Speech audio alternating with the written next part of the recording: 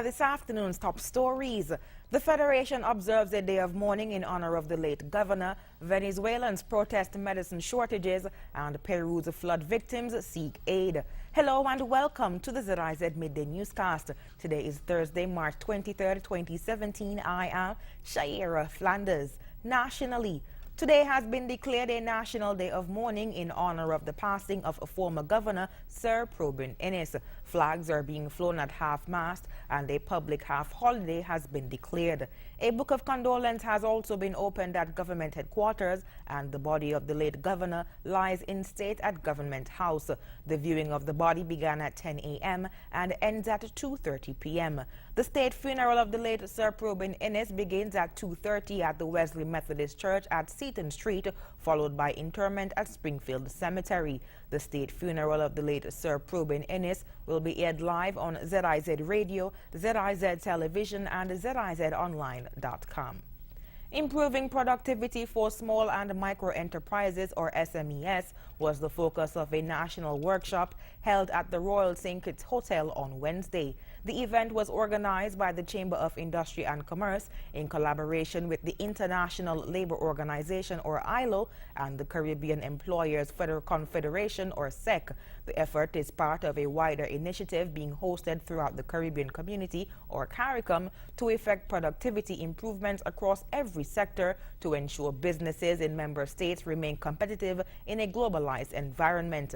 During an opening ceremony, President of the St. Kitts and Nevis Chamber of Industry and Commerce, Jose Rosa, addressed participants drawn from private and public sector agencies. He said that small and micro enterprises represent about 60% of the total economy and need the appropriate tools to be competitive. For me, productivity is an attitude.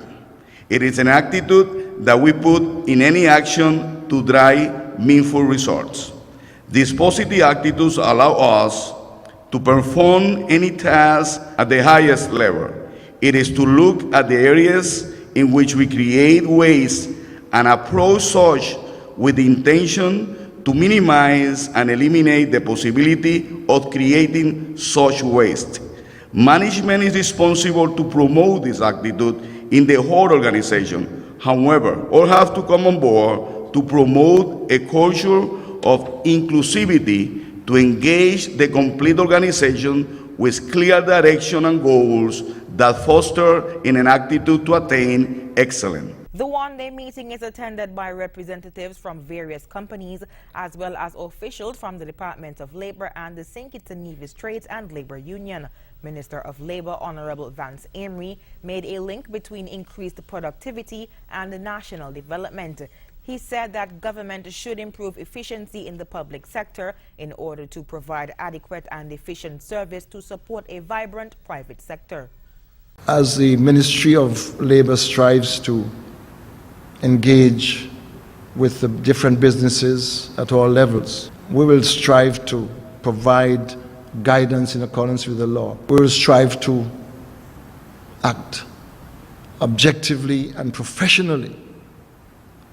We will make sure, as far as possible, that workplaces are conducive to working, so the employees, and that there is that responsibility on both sides. The employer is required to provide conditions at the workplace which are conducive to the work which is ongoing in the workplace, and that the employees also provide and have a knowledge of their responsibility in the whole process. Carol Body, treasurer of the local Chamber of Industry and Commerce, said the information collected from the session will be used to help guide discussions on the local and regional level. Prime Minister Dr. the Honorable Timothy Harris has launched an inquiry into the situation as it relates to the St. Kitts Nevis Anguilla National Bank's Sadler's branch. This issue was brought to the Prime Minister's attention by a concerned resident of the area at the last Good Governance and Accountability for Prosperity Town Hall meeting in Sadler's on February 28th, and was again raised when Dr. Harris appeared on Win FM's Voices program on Tuesday, March 14th. Speaking on the popular radio program, Prime Minister Harris said the closure of the Sadler's National Bank branch has left a, quote, void for the community of Sadler's and the adjoining community communities, and it is a matter he would hope would be rectified positively for the people and in the people's interest. To this effect, the Honorable Prime Minister said he has written to the chairman of the Board of Directors of National Bank and asked them to look into the matter. Interestingly, it's only this week that I penned such a letter as part of our efforts to follow through on a number of concerns which have come from the People's Forum, that is the town hall meetings, and that was a matter that had come out of that particular forum in Sadler's. So we are not only listening to the people, we are responding to those concerns which we think have heavy merit and require action. And I have actioned that by way of letter, and I will give the Board of Directors some time. The St. Kitts Nevis Anguilla National Bank's Sadler's branch was closed in April of 2009. Moving on to news on the regional scene, the CARICOM Secretariat is helping St. Lucia to use integrated environmental assessment tools to achieve development priorities. With assistance from the United Nations Environment Program, Secretariat officials held a 2-day workshop in St. Lucia earlier this week. We hear more in this report. The workshop is part of a regional project which began in 2009. It was developed out of the recognition that while Caribbean countries sign on to a growing number of multinational environmental agreements, the resources available for implementation are not increasing at the same rate. Therese Yard is the project's coordinator at the CARICOM Secretariat's Sustainable Development Unit.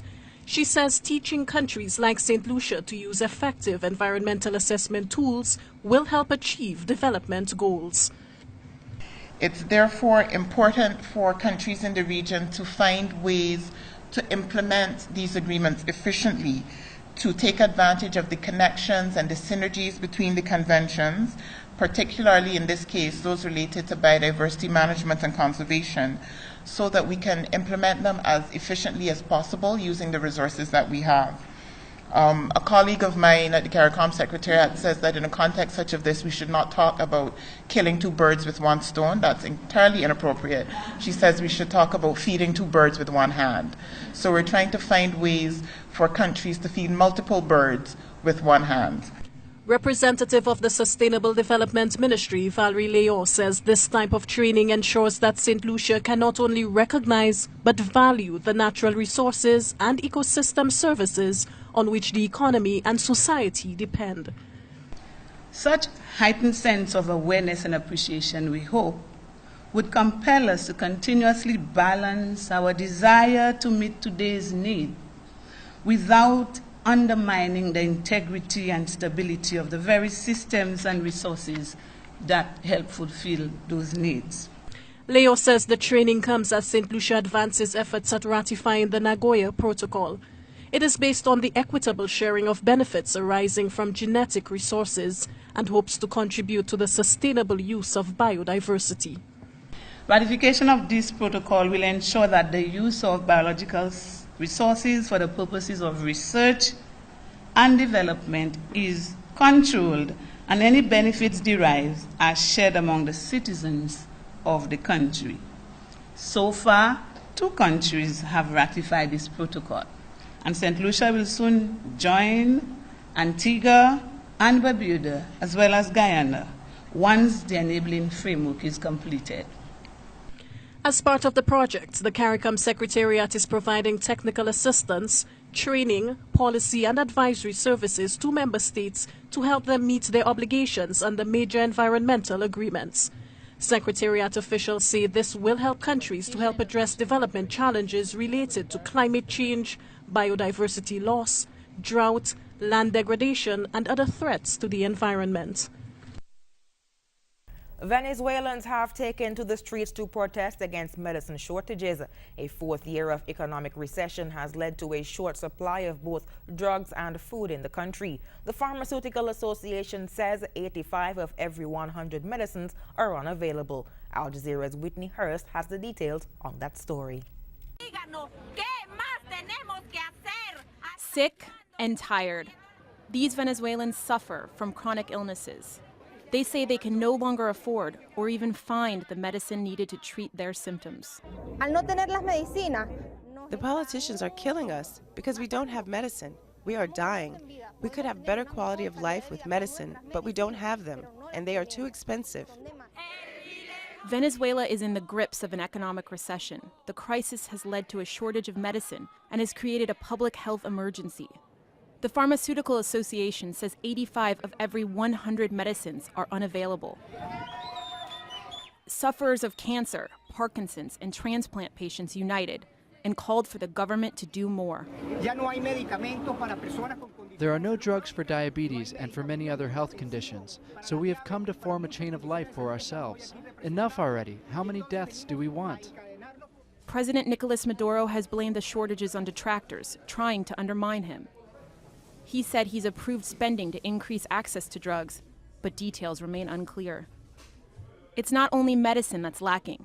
There's also a shortage of food, leaving some people to scavenge for it wherever they can. I have a fixed salary, a minimum wage, which is not enough. I can't afford products, so I'm forced to do this. And he's not alone. A study recently found that 93% of Venezuelans can't afford sufficient food for their families. As shortages continue, many are left to fend for themselves. Whitney Hurst, Al Jazeera. Moving on to news on the international scene, a number of flight attendants of the Russian airline Aeroflot are suing the company over discrimination for not meeting unrealistic aesthetic standards. They claim Aeroflot is paying them less because of their looks. The airline has denied the allegations. The case shines a light on gender roles and divisions in Russia. Al Jazeera's Rory Challenge report from Moscow.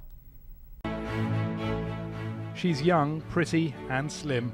Her uniform is treated like haute couture, the airport concourse a catwalk for her model's strut.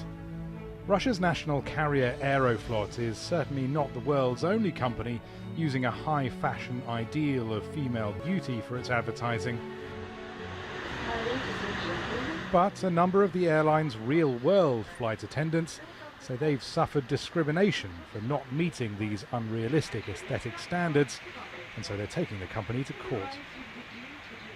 Last spring we were photographed and measured and separated into several groups: old, fat and ugly. We were taken off international flights and were sent to do short domestic flights, either overnight or early in the morning. Yevgenia and some of her colleagues say this has hurt them financially. In short, they claim Aeroflot is paying them less because of their looks. The case shines a light on gender roles and divisions in modern Russia. More than in many other European countries, beauty is a quality venerated as inherently feminine here. Beauty salons and nail bars operate in huge numbers in Russian cities. You can find them pretty much on every street corner. As a Westerner, it was one of the first things I noticed when I moved here. Women here spend a lot of time, money and effort on looking good. And believe me, it's not always easy. Ow. For Anna, a young Russian woman getting ready for an evening out, being cosmetically on top of her game is both a societal duty and a mark of self-respect. Every woman should feel herself like a queen. That's why she needs to make manicure, keep her beauty, her hair and everything in a good condition. When asked by a state pollster in 2013 about what qualities made a dream woman, beauty came top for Russian men. Then it was kindness, followed in third place by intelligence. Part of the problem is Russia is still a very patriarchal country with a very different attitudes about men and women's role. And I believe all these, stereotypes and expectations and prejudices push women very hard to think about their femininity and how it's important to be beautiful. Aeroflot says the discrimination allegations are nonsense, that it does not restrict staff flight time based on age or any physical attributes such as appearance. On Wednesday, a Moscow court began deciding who's in the right. And the debate over women's bodies and what expectations are placed on them in Russia, well, like in many countries, there's no end in sight to that one. Rory Challens, Al Jazeera, Moscow. Peru's government is airlifting water, food and clothes to flood victims around the country. Months of rain have killed dozens of people and forced more than 500,000 more from their homes. But aid is scarce in the highlands where small communities are still cut off. Al Jazeera's Mariana Sanchez reports from Peru. As the river churned, desperation got the better of some. Risking his life over the Chillon River, this man almost gave up. A few hours before, 6 villagers of Guaraví had fallen from the makeshift bridge that collapsed on Wednesday. Thank God we rescued them. They're in the hospital. One broke his rib, another one broke his leg. Felix Garcia says more than 80 families have been isolated for a week since the main bridge was washed away. The river also swept through the town of Magdalena, leaving nearly 70 families stranded on the other side. This woman is trying to tell people they need water for their children. Luis Santos has been helping neighbors since he dared to cross in the basket. We were isolated because the river washed the bridge away. The people there don't have water or power. The force of the river burst its banks, tearing down trees, destroying farming fields, and leaving destruction along its path. It's been a week since members of this community have been sending food and water across this cable because there aren't any government teams to rescue the people on the other side. The river weakened parts of the Canta Highway, eroding its base. Private companies lent the government heavy equipment to keep the water from flooding again. And they're cleaning roads. The highway is blocked by cascading rocks from heavy rains and landslides nearly everywhere. Long lines of vehicles waited for hours before people lost their tempers. An ambulance on its way to pick up wounded finally got through. Peru's president said clearing roads is a priority in order to transport food from the highlands to the coast, hardest hit by the floods. Food is also scarce here. On Wednesday, children swarmed around volunteers who delivered aid to victims, and women prepared rice and beans to feed the community. It's a shame. We can't fight against nature, but what are we here for? Look, we are poor, but we are all helping. For now, most of these people are relying on neighbors to survive. Mariana Sanchez, Al Jazeera, Magdalena, Peru. And now for the weather. Present weather is partly sunny. Winds are variable, blowing at 14 to 16 miles per hour. Today is breezy with a high of 79 degrees Fahrenheit. Tonight is expected to be mostly clear with an overnight low of 76 degrees Fahrenheit. Sunset today will be at 6:22 p.m. and the sunrise tomorrow will be at 6:23 a.m. That brings us to the end of the ZIZ Midday Newscast. Join us this evening for these stories and more in detail. Thank you so much for tuning in. I am Shaira Flanders. Have a good one.